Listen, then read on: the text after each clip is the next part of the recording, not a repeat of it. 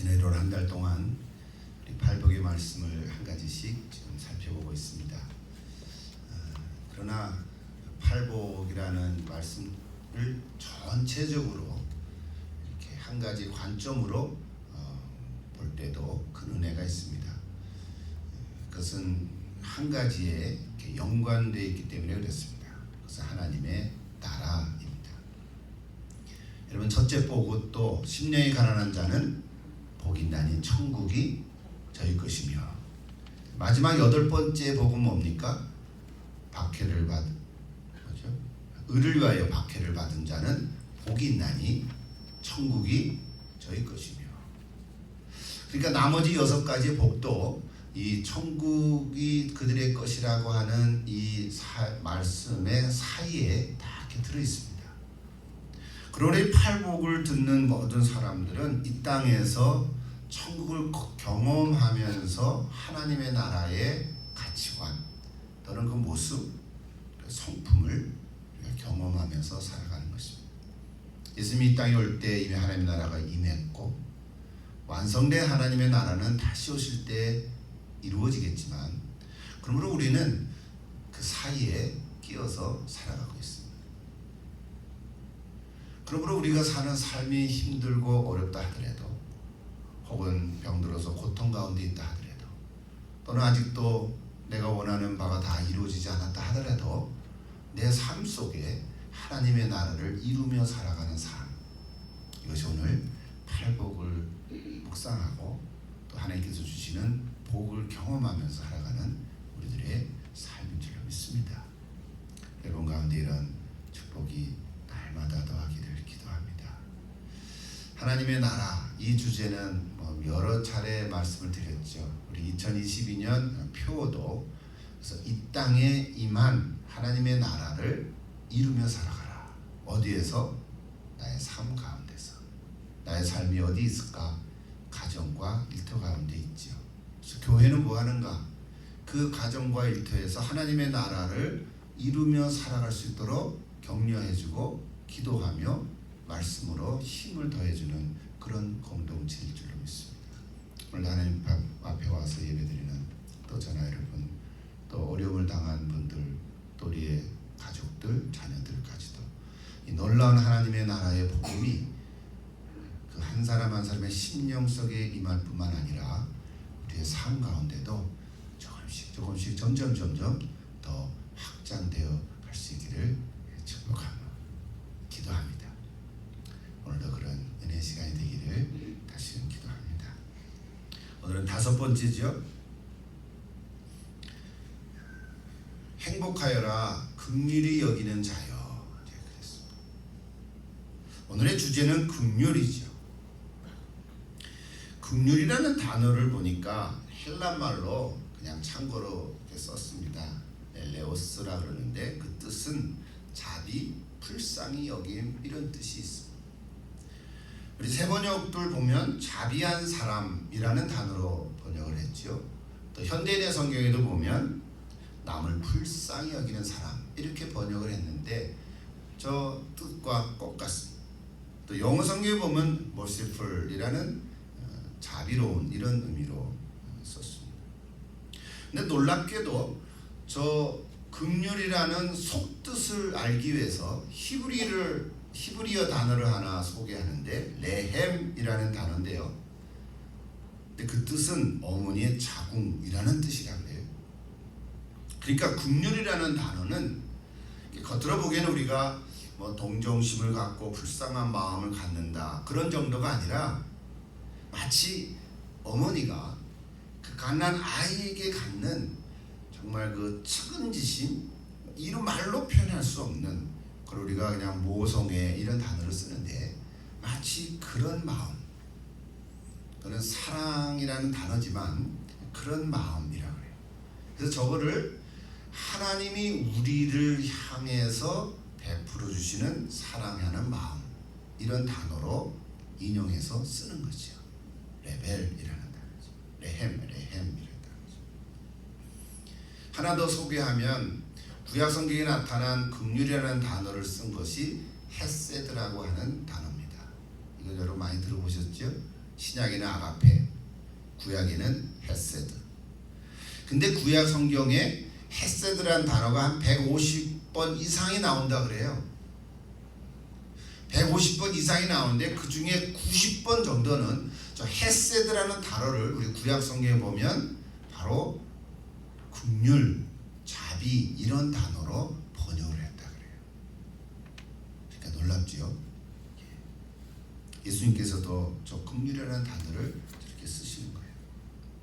근데 특별히 저 긍휼이라는 단어는 죄로 말미암아 비참한 힘들고 슬프고 어려운 상태에 떨어져 있는 사람에게 베푸시는, 그러니까 사람이 어떻게 할 수 없는데 그래서 하나님께서 그 사람에게 베풀어 주시는 돌보심, 그리고 우리가 자비, 큰 단어로는 사랑 이렇게 얘기하는데 특별히 오늘 예수님께서는 5번째 복으로 긍휼이라는 단어를 썼습니다. 저 긍휼이라는 단어에서 느끼는 참 뉘앙스가 있는데 오늘 짧은 말씀 가운데 긍휼이라는 그 단어가 이렇게 느껴지기를 기도하는 마음으로 제가 설교를 드립니다.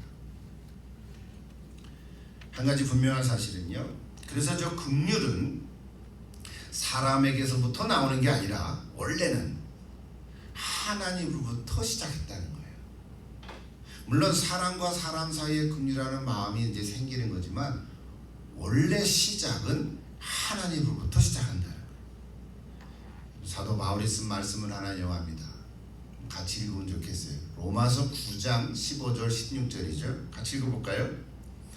모세에게 이르시되 내가 긍휼히 여길 자를 긍휼히 여기고 불쌍히 여길 자를 불쌍히 여기리라 하셨으니 그런즉 원하는 자로 말미암음도 아니고 다른 박질하는 자로 말미암음도 아니요 오직 긍휼히 여기시는 하나님으로 말미암음이라.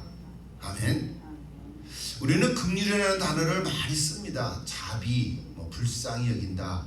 아이고 어떡하지 하는 마음을 갖는데 우리 다 마음이 있는 거죠. 본능으로 양심적으로 다 있는 거예요. 그런데 원래는 저 긍휼이라는 마음은 하나님으로부터 말미암았다는 거예요. 이전에 팔복의 다른 말씀들과 마찬가지로 저거는 우리에게 원래 있는 마음이 아닌 거예요. 하나님으로부터 오는 마음인 거예요. 먼저 하나님이 나를 긍휼히 여기셨기 때문에 이거죠. 긍휼히 여기셨기 때문에 내가 긍휼하는 마음을 가지고 있다는 거예요. 사도 요한도 저런 고백을 했죠. 조금 다른 표현이지만 우리가 잘 아는 거죠. 사랑은 여기 있으니 우리가 하나님을 사랑한 것이 아니요 오직 하나님이 우리를 사랑하사 그랬죠. 우리가 하나님 사랑합니다 고백하지만 하나님이 먼저 나를 사랑하셨다는 거예요. 확실합니까? 예. 또 한 군데 있어요. 요한복음 15장 16절 보세요. 예수님이 하신 말씀이죠. 너희가 나를 택한 것이 아니요 내가 너희를 택하여 세웠나니. 자, 성경의 이런 구절들을 보면요 사실은 우리가 하나님을 믿은 것 같지만 하나님께서 먼저 나에게 믿음을 주시고 내가 사랑하는 것 같지만 먼저 내게 사랑하는 마음을 주시고 내가 하나님을 택한 것 같지만 먼저 하나님은 나를 택해 주신 것이고 이것이 우리의 고백이에요. 마찬가지로 오늘도 긍휼하는 마음 우리가 다 갖고는 있지만 그 긍휼이 어디서부터 왔나? 하나님으로부터 왔다. 이것이 오늘 첫 번째로 배우는 말씀의 진리입니다. 여러분 생각해 보십시오. 어떻게 내가 누군가를 긍휼히 여길 수가 있겠습니까? 뭐 다 조건과 한계가 있지요. 하나님이 나 같은 사람을 긍휼히 여기셨다 하는 것을 깨닫고 나서야 그 하나님의 긍휼하심으로 말미암아 조금이라도 다른 사람에게 그 슬픔과 아픔에 대해서 우리가 긍휼하는 마음을 갖게 되는 거죠. 성경 하나만 더 인용합니다. 히브리서 4장 15절이죠. 우리에게 있는 대제사장은 우리 연약함을 체휼하지 아니하는 자가 아니요 체휼한 날은 동정하지 않은 자가 아니요 그랬어요. 하나님이 우리 마음을 아신다는 거죠. 모든 일에 우리가 한결같이 시험을 받은 자로 돼 죄는 없으시니라. 확실하죠? 우리가 함성 구절을 기도해요. 고난을 받으실 뿐만 뿐만 아니라 고난받는 자의 아픔과 연약함을 너무 잘 아시기 때문에 예수님께서는 우리를 긍휼히 여겨주신다. 나의 아픔을 함께 하신다. 동정해 주신다. 치유하신다. 십자가에서 고난을 받으시고 돌아가셨기 때문에 이것이 바로 우리를 향하신 하나님의 긍휼하심. 뭐 이런 얘기들은 누구나 다 이렇게 할 수 있고, 하나님의 긍휼이 어떤 뜻인가 이제 우리가 이제 알 수 있습니다. 지난 주간에 우리 진아자매니 어머님 소천하심으로 이렇게 말로 할 수 없는 어떤 안타까움 또 슬픔 이런 거 있으라고 이제 뭐 한 주간도 안 돼서 25일날 돌아가셔서 또 29일날 그때 장례식을 잘 마치고 또 선산에 이렇게 오셨다는 소식을 들었습니다. 그리고 연세가 들으셔도 특별히 어머님이 돌아가셨을 때 그 자녀의 마음은 뭐 표현할 길이 없죠, 그렇죠? 그래서 어떻게 가서 만나서 같이 간단하게 식사라도 이렇게 하면 좋겠다 그랬더니 아이 고맙습니다. 그냥 저 혼자 있고 싶습니다. 혼자 있는 시간 갖고 싶습니다. 그래서 그렇게 하시라고 이렇게 찬성 들으시면서 힘을 내시라고 그렇게 기도했습니다. 근데 이렇게 오늘 이렇게 예배에 참여했으니까 우리 주님께서 더 큰 위로와 긍휼하심으로 평안함으로 함께 하실 줄로 믿습니다. 히브리서 기자가 이렇게 말씀을 고백합니다. 같이 한번 읽을까요? 4장 16절이에요. 그러므로 우리가 긍휼하심을 받고 때를 따라 돕는 은혜를 얻기 위하여 은혜의 보좌 앞에 담대히 나아갈 것이니라. 아멘. 한 번 더 읽으십시오. 그러므로 우리가 긍휼하심을 받고 때를 따라 돕는 은혜를 얻기 위하여 은혜의 보좌 앞에 담대히 나아갈 것이니라. 아멘. 저 구절을 묵상하는데 저런 문장이 생각났어요. 예배는 하나님의 보좌 앞에 나간다는 게 뭐 예배 드리는 거잖아요. 우리가 이렇게 정해진 날에 주일날 하나님께 예배 드린 것도 예배지만, 내가 혼자 골방에서 하나님께 기도하면서 예배 드린 것도 예배인 거죠. 내 삶 속에서 하나님께 예배 드리는 거거든요. 그러므로 예배는 하나님의 긍휼을 경험하는 시간이라는 거예요. 한번 따라해 봅시다. 예배는 하나님의 긍휼을 경험하는 시간이다. 하나님의 긍휼을 얻는 시간인 거예요. 여러분 물론 예배 드리는 동안에 뭐 많은 것들을 경험할 수 있어요. 찬양하는데 은혜를 받을 수도 있고, 말씀을 통해서 깨달음을 받을 수도 있고, 여러 가지 다 있어요. 그러나 이것들과 다 합해가지고 종합적으로 무엇보다도 하나님이 나와 함께 하시고 나를 사랑하시고 나를 긍휼히 여기신다고 하는 그 마음, 그 체험을 한순간 갖고 돌아가는 게 중요한 일이에요. 그래야 예배가 내게 은혜가 되고 그 예배에 승리하는 자가 되죠. 여러분 다 이런 예배자가 되기를 원합니다. 여러분 다 이런 예배자가 되십시오. 하나님의 긍휼을 경험하는 이 예배 시간, 힘들고 어렵더라도 어떻게든지 최선을 다해서 하나님께 예배하는 자가 되기를 바랍니다. 최선을 다하십시오. 그러나 다른 사람으로부터 긍휼히 여김을 받는다는 것, 자, 이거는 부끄러운 일이 아닙니다. 긍휼히 여기는 자, 예배에 승리하는 자가 되어야 다른 사람을 긍휼히 여김을 받을 수 있는 마음이 생깁니다. 이런 의미에서 모든 사람은 다 긍휼히 여김을 받아야 합니다. 이것이 두 번째 주제.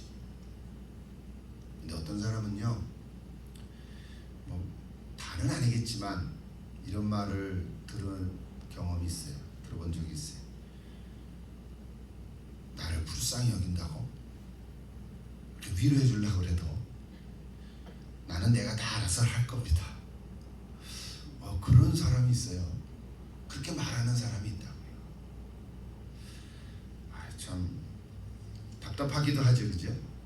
내가 알아서 다 할게. 그러면 참 어려워요. 그런데요, 여러분, 우리는 다 다른 사람으로부터 긍휼히 여김을 받아야 힘을 얻는 사람들입니다. 모든 사람은 서로 긍휼히 여김을 받아야 합니다.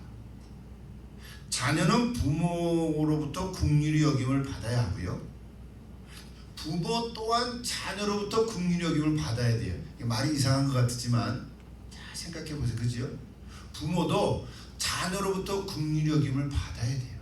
어쩌면 부모가 자녀를 긍휼히 여기는 건 당연한 것 같이 생각되지만, 자녀가 부모를 긍휼히 여기는 그 순간 자녀의 그 참 한마디, 그죠? 복잡하지 않은 단순한 마음, 엄마 울지 마, 뭐 그런 한마디, 여러분, 그 긍휼한 자녀의 마음이 부모를 힘 얻게 하는 거예요. 뭔 얘기인지 이해가 되시죠? 예, 그렇습니다. 아내는 남편의 긍휼이 필요해요. 받아야 돼요. 그러나 또한 남편 또한 아내의 긍휼히 여김을 받는 존재입니다. 부부니까. 이렇게 따지면요, 우리 성도님들 가운데도 교우들은 목사의 긍휼을 받아야 되지만, 목사 또한 교우의 긍휼을 받아야 힘을 얻습니다. 다 괜찮은 것 같지만 안 그렇거든요. 목사님 힘내세요. 이 말 한마디에 그래도 내가 잘하고 있구나, 이런 느낌이 드는 거거든요. 하나님의 긍휼을 경험한 자가 누구를 긍휼히 여기는 자가 될 때, 이것이 하나님의 복이 임한다는 거예요. 이제 세 번째는, 그럼 어떻게 해야 할까? 어떻게 해야 내가 하나님으로부터 긍휼을 받았는데 다른 사람을 긍휼히 여길 수 있을까? 여기에 좋은 성경 텍스트가 하나 있습니다. 한번 소개를 할게요. 여러분 잘 아는 얘기예요. 선한 사마리아 사람의 비유. 잘 알지요? 누가복음 10장에 나오는 이야기. 어떤 한 사람이 예루살렘에서 여리고로 내려가다가 강도를 만났는데, 그래서 매를 맞고 다 빼앗기고, 그래서 거의 죽은 바 됐어요. 그때 제사장과 레위사람이 지나갔는데 바쁜지 그냥 가버리고 말았어요. 여기서 제사장과 레위는 뭘 상징합니까? 하나님의 긍휼을 받은 사람들이다, 이 얘기를 전해주고 있는 거예요.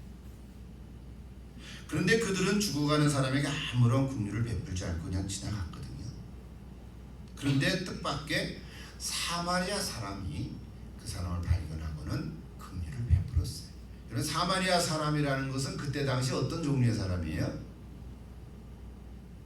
사람 취급도 안 받는 사람, 유대인의 입장에서 성 밖에 있는 사람이에요. 이방인이에요.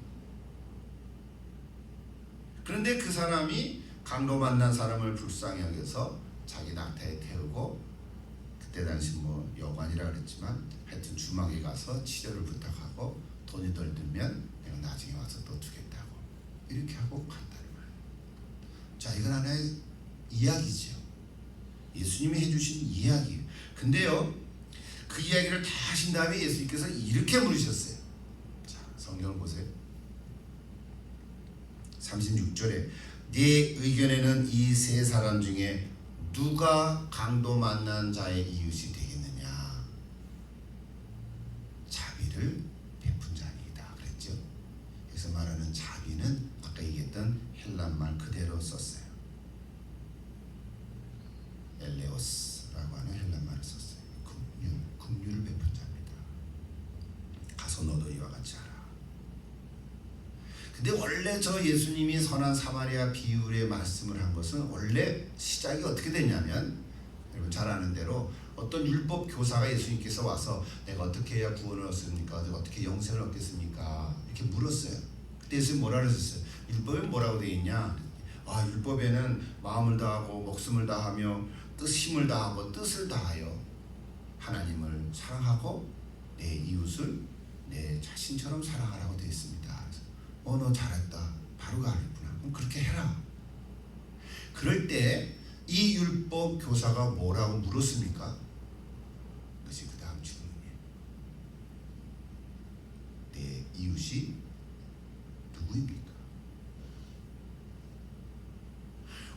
누가복음 10장에 나오는 우리가 너무나 잘 아는 선한 사마리아 비유의 시작은 어떤 율법 교사로부터 시작됐는데 그 질문은 뭐였냐면 내 이웃이 누구입니까? 이거에 대한 답변으로 예수님이 선한 사마리아 사람의 이야기를 비유를 해주신 거예요. 그러니까 그거 자체가 말씀은 아니지만 내 이웃이 누굽니까? 이 질문이었거든요. 근데 예수님은 어떻게 질문을 바꾸셨나요? 누가 강도 만난 자의 이웃이 되겠느냐? 이렇게 바꾸신 거예요. 우리는 저 비유를 통해서 하나 받는 메시지가 분명합니다. 내 이웃이 누구인가? 이렇게부터 시작하면 내 이웃이 내 주변부터 시작하지 않겠어요? 그렇죠? 가족, 친구, 친척, 이웃 사람들 점점 나가서 어디까지 갈까요? 저 세계 헐벗고 굶주리는 참 가난한 사람 여기까지 갈 거예요. 그러다 보니까 내 이웃이 누구인가 라고 질문을 시작하면 다 못해요. 어떻게 우리가 다 이웃을 사랑합니까? 그러다 보니까 항상 아휴 나는 못하는구나 부끄럽고 불가능하다고 여겨지는 거예요. 근데 예수님 뭐라고 바꾸셨냐면 누가 이 사람의 이웃이 되겠는가 이렇게 바꾸신 거거든요. 누가 이 사람의 이웃이 되겠는가 하는 것은 한 사람이면 되거든요. 그 한 사람이 이웃이 되어지는 거거든요. 내가 주변에 많은 사람에게 다 이웃이 되려고 하니까 너무 힘든 거예요. 내가 하는 일도 있고 이웃이 되어지다가도 또 시간이 있으면 바쁘니까 마치 레위인처럼 그냥 지나가 버리고 마는 거예요.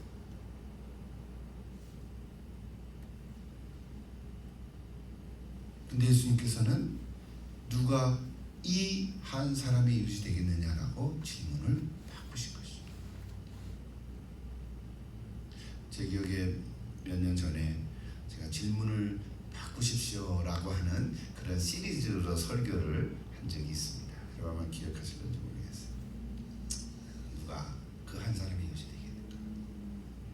아마 평생 한 사람만 이웃이 될 가능성도 있어요. 그죠?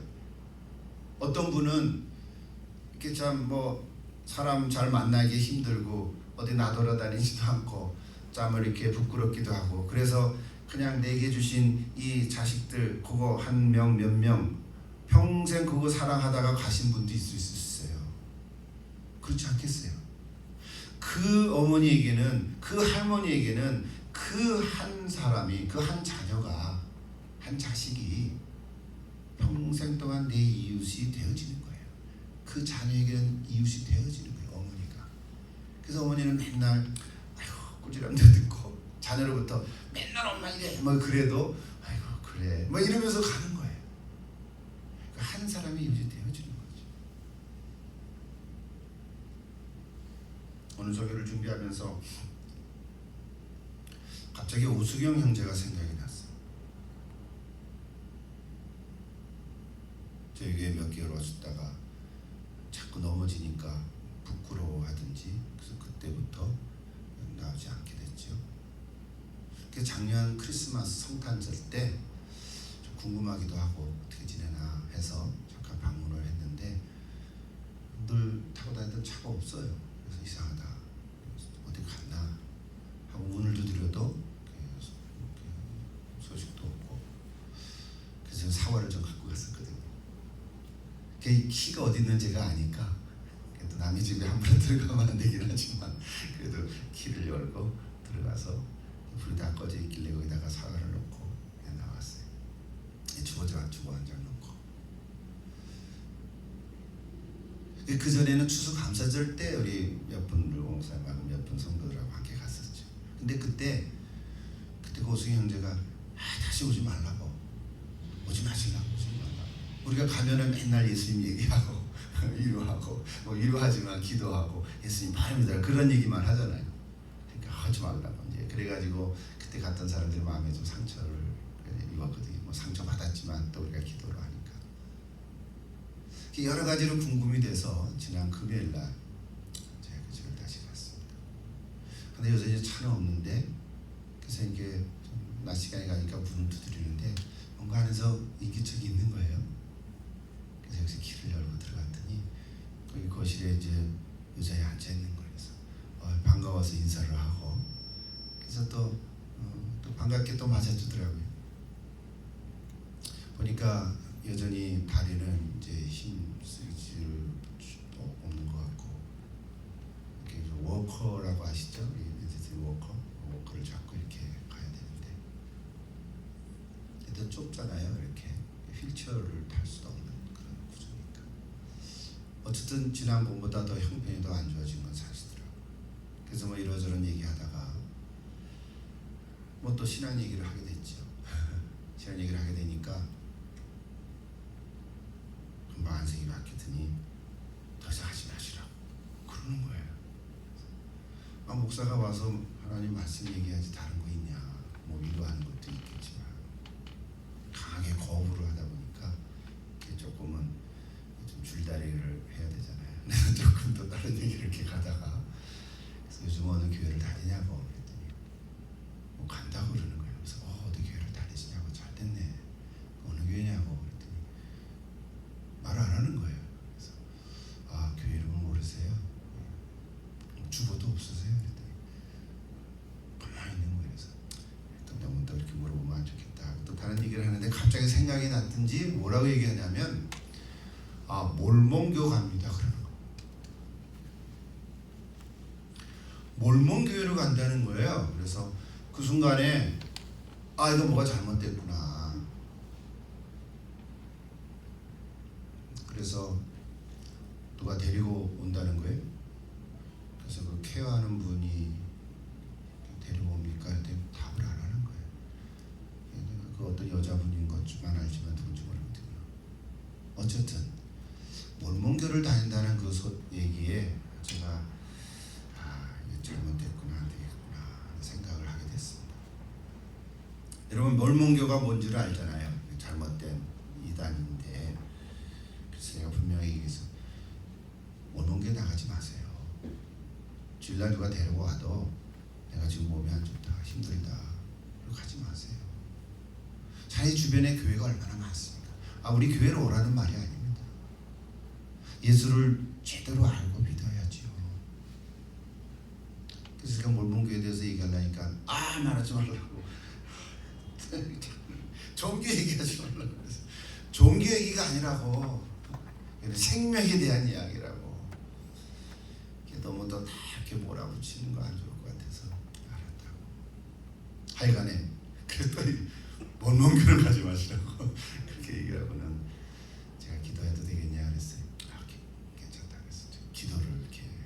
기도를 이렇게 뭐 이렇게 하다가 갑자기 떠오르는 성경 구절이 있어서 그냥 그대로 얘기했어요. 예수님의 말씀이 있는 자에게는 생명이 있고 말씀이 없는 자에게는 생명이 없느니라 그랬더니 또 아멘 그러는 거야. 뭐야 이거는 헷갈리는 거지. 그래서 하나님 저 영혼을 불쌍히 여겨주옵소서. 몸이 망가져서 병들어서 걷지 못하는 것은 참 겉으로 보기에 육신적으로 불쌍하지만 그 영혼을 하나님 구원해달라고. 그래야 되지 않겠냐고. 뭐가 뭔지 모르는 거야. 그러니까 일단 몰몬교가 뭔지도 모르고. 제가 여러분에게 오늘 주보 사이에 몰몬교가 왜 이단이야 하는 거를 제가 왜 이걸 저에게 줬냐면, 여러분 중보기도 해주시기를 바랍니다. 뭘 알아야지, 그죠 여러분들? 이제 지금 몰몬경이 하나 있거든요. 얘기하려면 시간이 많이 가죠.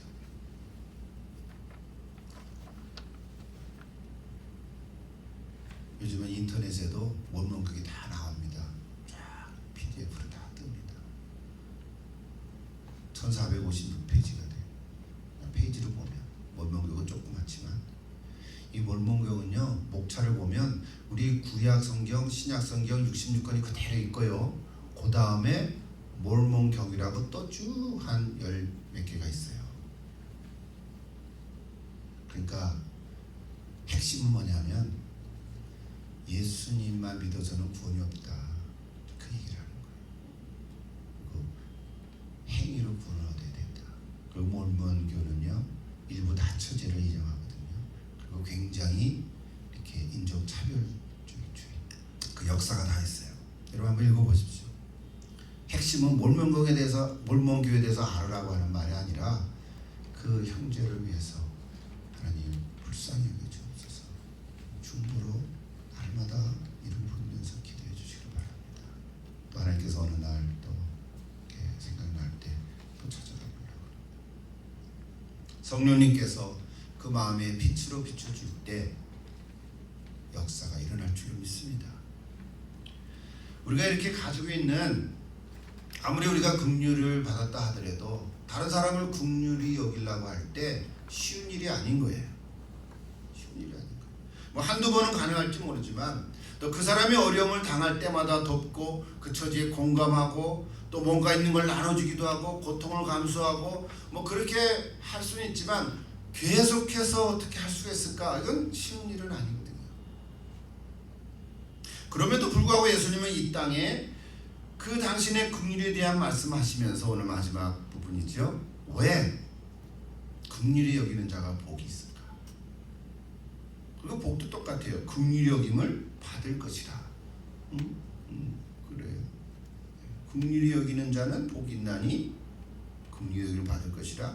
그런데요, 긍휼히 여기는 자는 복이 있나니 할 때 내가 다른 사람을 긍휼히 여긴다고 하는 게 이게 보통 쉬운 일이 아니란 말이에요. 나는 할 수가 없다 이 말이죠.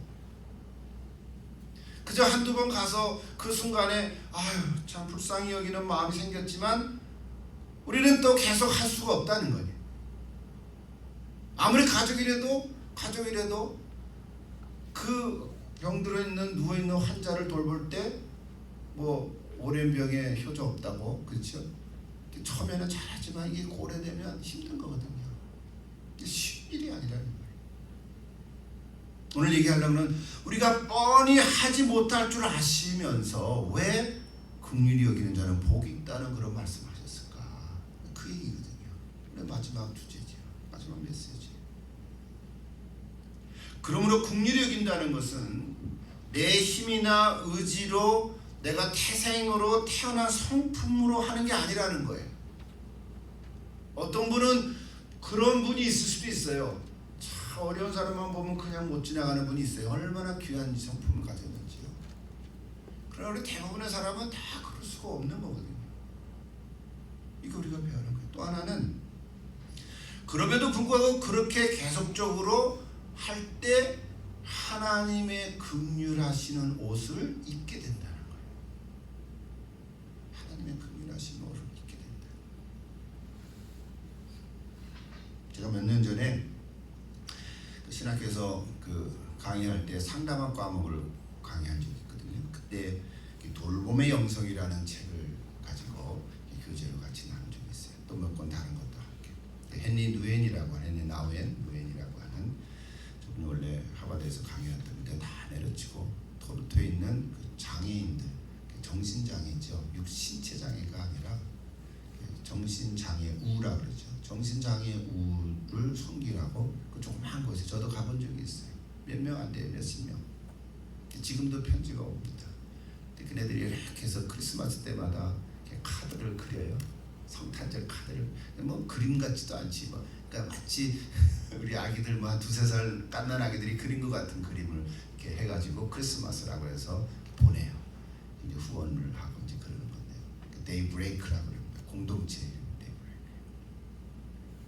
근데 거기에 아담이라고 하는 이름을 가진 그 아기 형제를 섬기면서 깨달은 것들을 쓴 책이 돌봄의 영성이라는 책입니다. 오늘 저걸 소개하는 것은 거기에 긍휼이라는 단어가 많이 나옵니다. 시간이 없어서 다 얘기를 못합니다. 한번 보세요. 저기 책이 4챕터로 되어 있는데 긍휼은 소명이다. 예수님의 길을 따라가는 영성. 평범한 일상 가운데 힘 있는 예배를 드릴 수 있게 해주는 영성이다. 긍휼은 행동이다. 진실한 관계로 들어가는 영성이다. 당면한 현실을 온전히 품는 영성. 긍휼은 인간다워지는 것이다. 조건 없이 마음을 열고 사랑으로 함께하는 영성이다. 절망을 치료하는 해결책이다. 긍휼은 넘쳐 흐르는 것이다. 날마다 사랑을 공급받는 영성이다. 자신을 온전히 회복하는 길이다. 뭐 저런 내용들로 쭉쭉 있어요. 뭐 저걸 다 소개할 수는 없겠죠. 혹시 여러분 기회가 되면 어떤 목사님도 저거를 인용한 부분들이 있는데 제가 그 중에 몇 문장을 이렇게 그들이 한번 소개를 합니다. 우리는 성공해서 칭찬받고 많은 친구의 관심을 얻으면 즐겁고 자신감이 생기고 편안해지지만, 그렇죠? 그죠? 뭔가 좀 깨우쳐지잖아요. 감사가 넘치고. 반면에 퇴보해서 비난받고 사람들의 관심에서 사라지면 슬프고 자기 회의에 빠지고 외로워집니다. 누구나 다 그렇죠. 그런데 바로 그 순간이 나를 돌아보는 시간이고 나도 돌봄이 필요한 때인 것을 알게 되는 때다, 그런 거예요. 아, 내가 외롭고 나 혼자 남았구나. 그래가지고 아예 가자, 살아서 뭐하나, 그렇게 가는 게 아니라 나도 돌봄이 필요한 존재이구나. 그래서 누군가가 친구 전화를 하고 또 친구와 대화를 하면 회복이 되는 거죠. 건강의 개념을 강한 심장, 튼튼한 허파, 이렇게 재미난 표현이죠. 힘센 근육, 생생한 기억력, 치매 걸리지 않는 게 건강이잖아요. 예리한 통찰력, 기민한 이해력, 이런 것들을 갖춘 상태가 건강이라고 한다면 우리의 인생과는 지극히 편협할 수밖에 없다. 왜냐하면 사실 그렇지 않은 자가 훨씬 더 많기 때문이다. 그렇죠?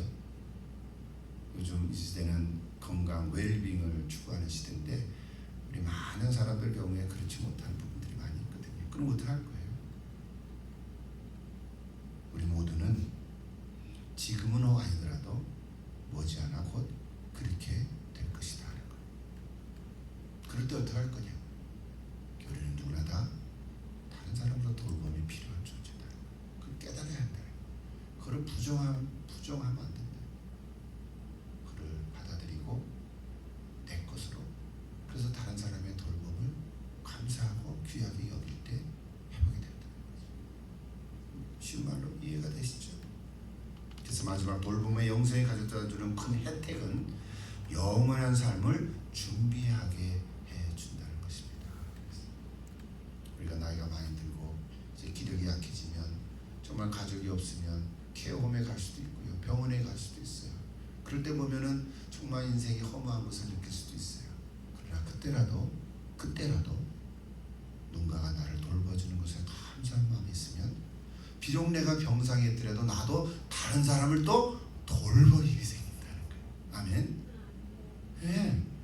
우리는 하나님 부르시는 그날까지 나 혼자가 절대로 아닌 거예요. 누군가 나를 돌봐준다 하더라도 그 돌봄을 받고 또 힘을 얻고 나도 내 상황이 아니더라도 그럴 만한 형편이 안 될지라도 나도 누구를 돌볼 수 있는 힘이 된다는 거예요. 와, 옆에 같이 누워있는 병상에 있는 다른 환자라도 힘내세요, 그 말 하는 거예요. 내가 기도해 줄게요, 그 말 하는 거예요. 그러면 그 사람도 나의 돌봄을 받고 또 힘을 얻는 거죠. 우리 모두는 다 이런 존재라는 거예요. 무능함과 연약함은 인간의 실존이다. 내가 돌보고 고통당하는 이들은 바로 이렇게 표현했어요. 나의 거울이다. 거울, 리프렉션이라는 쓰죠. 반영한다.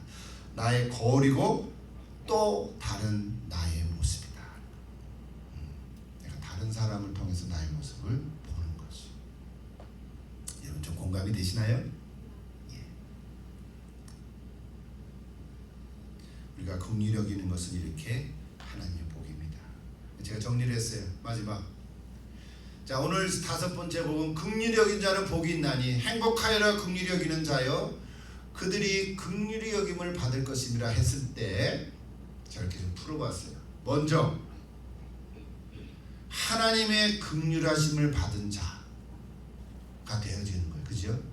하나님의 긍휼하심을 받은 자가 누군가를 긍휼히 여기는 자가 될 때, 예수님은 그 말만 하셨어요. 긍휼히 여기는 자는 그랬습니까?